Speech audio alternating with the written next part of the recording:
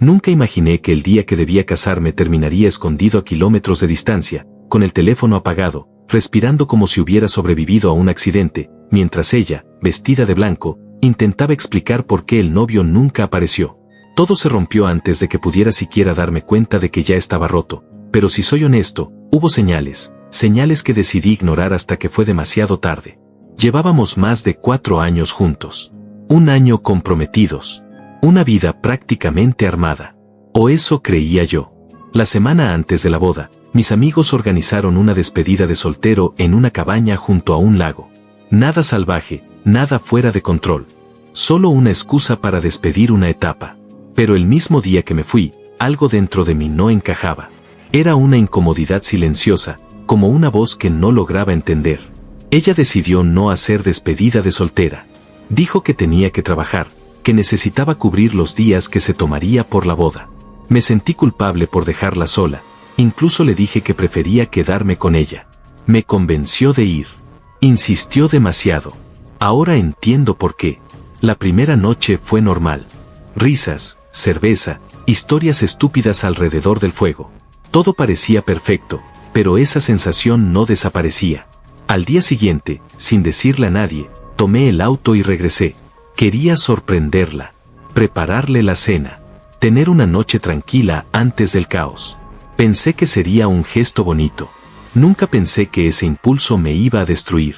Cuando llegué, vi un auto que no reconocí estacionado frente a la casa.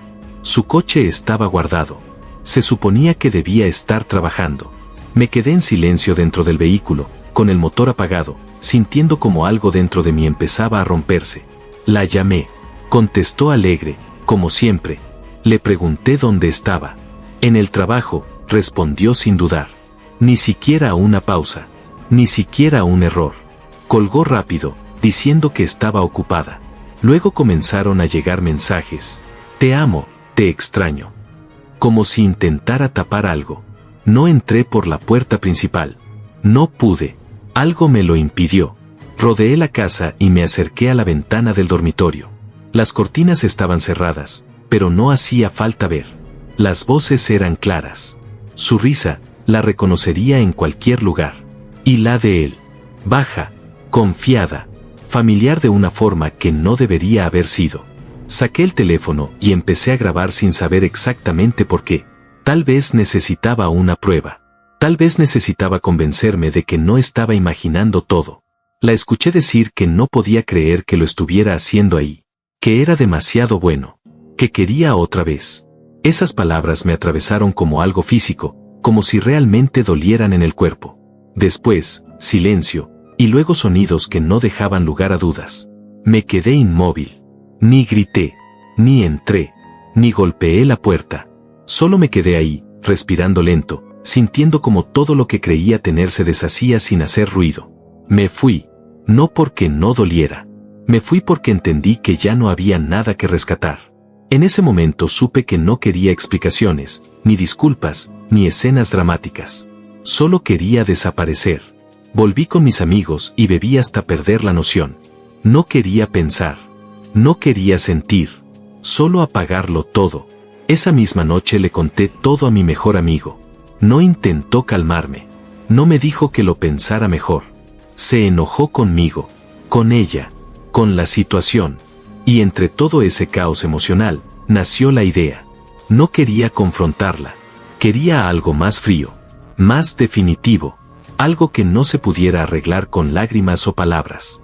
Los días siguientes actué como si nada. Mensajes dulces. Emoción por la boda. Respuestas normales. Por fuera, todo estaba intacto. Por dentro, ya no había nada. Dormía en el sofá porque no soportaba mirar la cama. Todo en esa casa me parecía sucio. El día de la boda llegó. Ella estaba rodeada de gente, maquilladores, familia, sonrisas, fotos. Yo le dije que iba a buscar a mi abuela al aeropuerto, que llegaría tarde. Mantuve el contacto hasta el último momento. Luego apagué el teléfono, cerré la casa, tomé mis cosas y me fui. Antes de desaparecer, envié un correo a todos mis invitados. Mi familia, mis amigos. Les conté todo, sin adornos, sin dramatismo, solo la verdad. La boda estaba cancelada. No respondí llamadas. No volví atrás. Más tarde supe lo que pasó. El lugar lleno. Invitados esperando. Preguntas. Miradas incómodas. Ella intentando mantener la calma mientras todo se desmoronaba. Llamadas sin respuesta. Excusas que no convencían a nadie. Y luego, el silencio que lo dice todo. La gente entendiendo que algo estaba mal. Pero lo peor no fue la humillación. Fue el dinero. Yo había pagado gran parte de la boda. El resto estaba pendiente. Y decidí no pagarlo. Cuando intentó irse, la detuvieron. Tenía que pagar. No tenía cómo. Su padre tuvo que hacerse cargo, firmar, asumir la deuda. Todo frente a gente que ya sabía la verdad. Después, todo cayó en cadena. Sus padres descubrieron lo que hizo. Su padre, que había pagado, la enfrentó. La decepción fue peor que la rabia. Perdió su casa. Perdió el apoyo. Terminó durmiendo en el sofá de una amiga. Y yo, no sentí nada. Meses después, intentó contactarme. Llamadas, mensajes, correos. Quería cerrar. Quería explicarse. Decía que no había sido infidelidad real. Que solo fue una vez. Que necesitaba experimentar antes de casarse. Que no significó nada. Nada.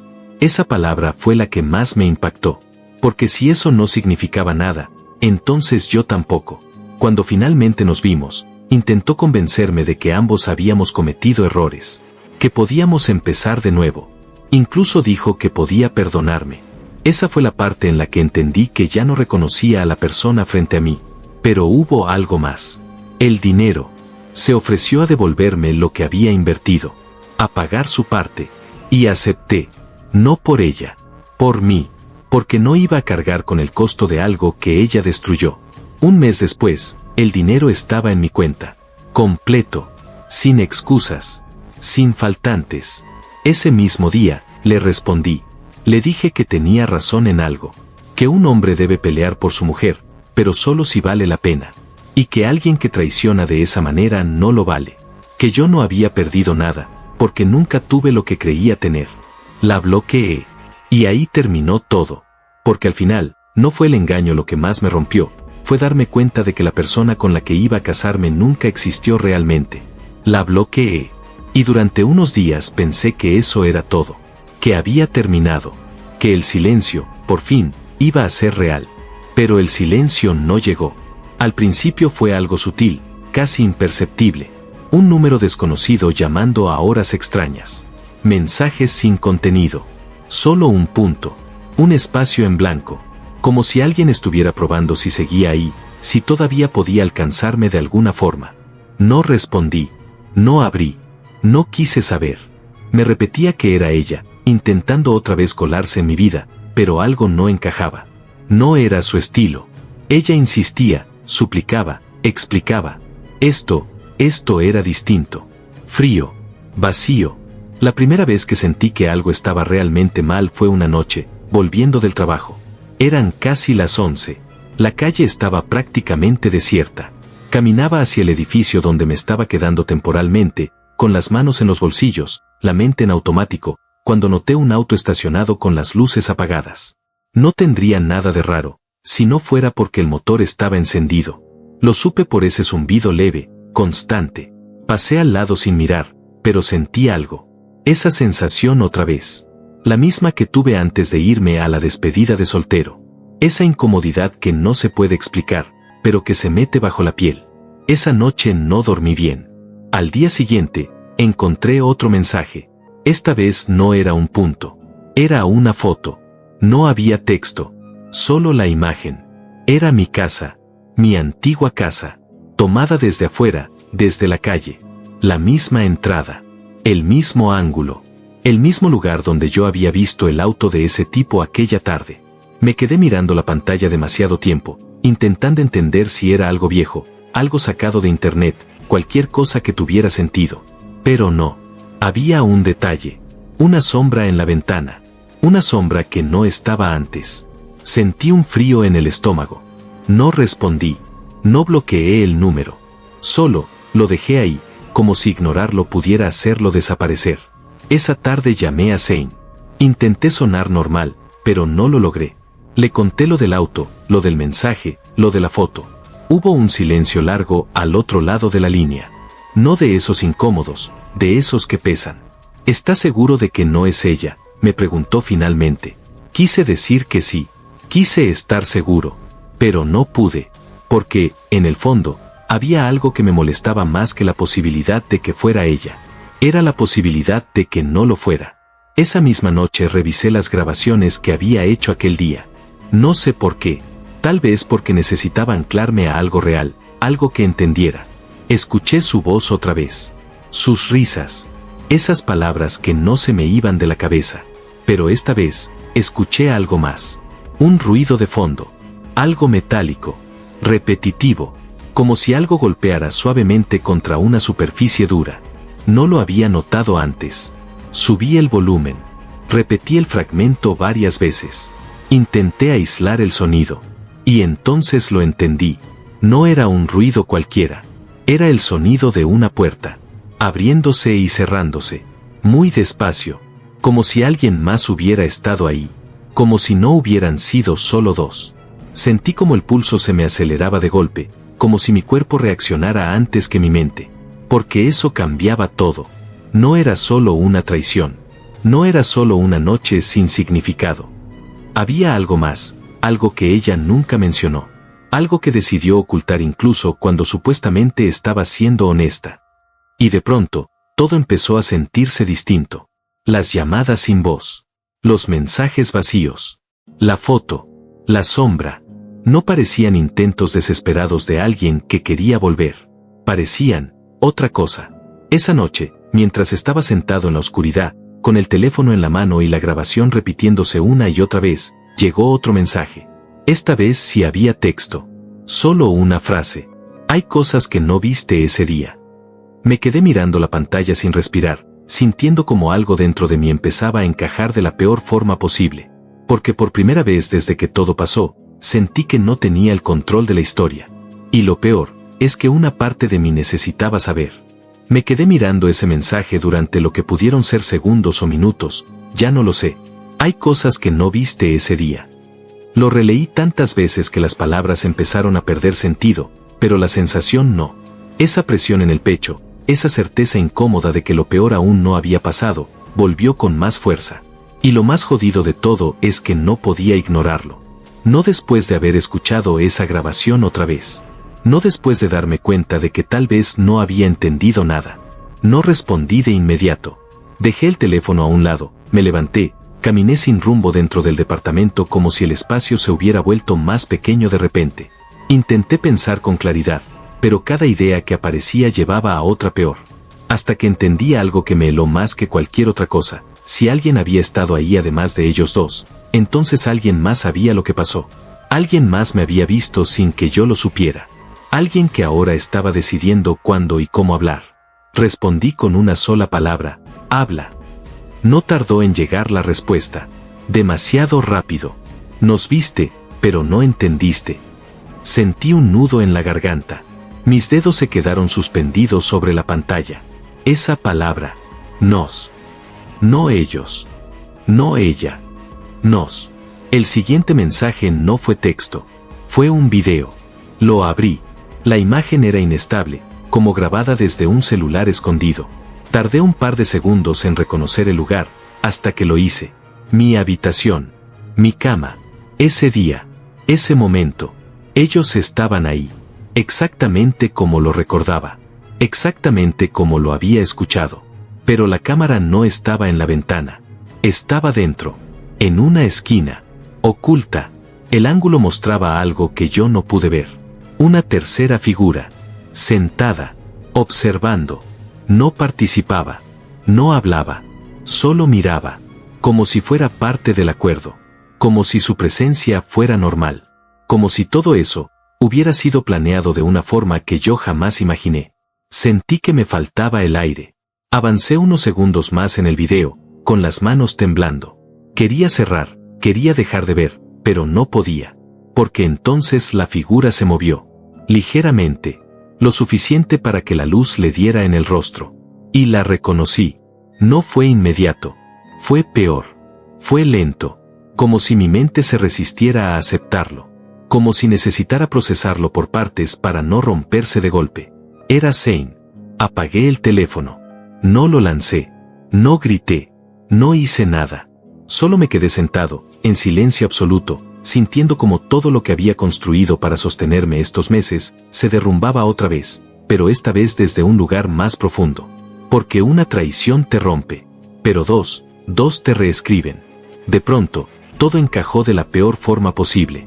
La forma en que reaccionó, la rabia exagerada, las ideas de venganza, el plan perfecto, el hecho de que siempre estuviera un paso adelante, como si supiera exactamente qué iba a pasar, como si ya hubiera estado ahí antes, porque lo estuvo.